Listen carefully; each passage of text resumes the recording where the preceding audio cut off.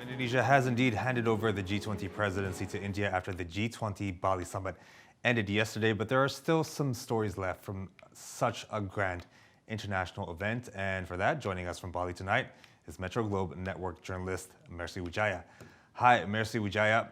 Thanks for joining us. Now, I know you've been there for a few days now. It was indeed a grand event, but there are still some sideline activities happening in Bali right now related to the G20. Can you tell us more about those activities? Krishna, after the closing ceremony of G20 Summit November 16 at 3 local time, the government of Indonesia and China signed a number of bilateral cooperation in the fields of economy, maritime, and trade. President Jokowi and President Xi Jinping also witnessed the process of signing the cooperation agreement. The cooperation agreement was signed by the representative from China, such as the chairman of National Development and Reform Commission of the People's Republic of China and the Minister of Commerce of China. Meanwhile, from the Indonesian government, the signing of the cooperation was represented by three ministers. The three ministers are the coordinating ministers for maritime affairs and investment, Luhut Binsar Panjaitan, the coordinating ministers for the economy, Erlangga Hartarto, and the ministers for trade, Zulkifli Hasan.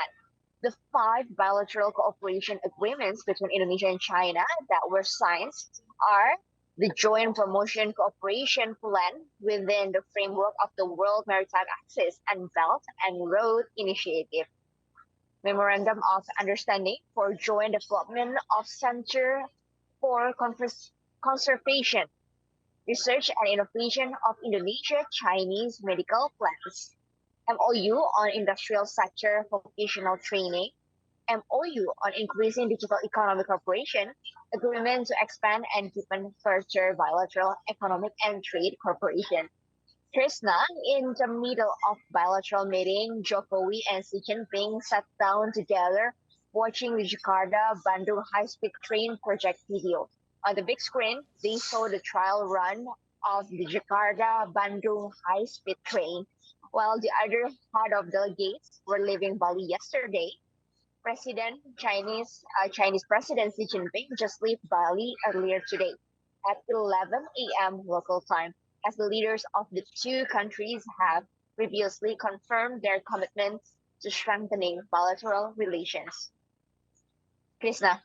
All right, Mercy, even though the summit has ended, it seems there are still many key agreements being made as well, as on top of key meetings as well between world leaders still after the summit. So with that being said, tell us more about what the mood is like in Bali right now after the summit has ended. Is it still busy?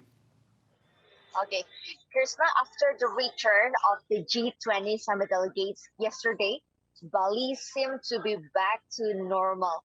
During the G20 summit, traffic jams usually occur due to odd and even policy and traffic flow diversions. But today, the streets begin to look deserted. However, this event has restored Bali's economy for the last 1 week. The hotel occupancy reached 70%, higher than with the average occupancy rate at 50%. According to the Minister of Finance, Sri Mulyani Indrawati, the G20 event will contribute 523 million US dollar or around 7.4 trillion rupiah to Indonesia's GDP increase, and also it will contribute to the increase in domestic consumption to 1.7 trillion rupiah. I think that's all of our reports from Bali. Back to you in Jakarta. All right, Mercy Wijaya, they're reporting from Bali from the still ongoing events at the G20, Indonesia's G20 presidency in Bali. Mercy Wijaya, thank you so much.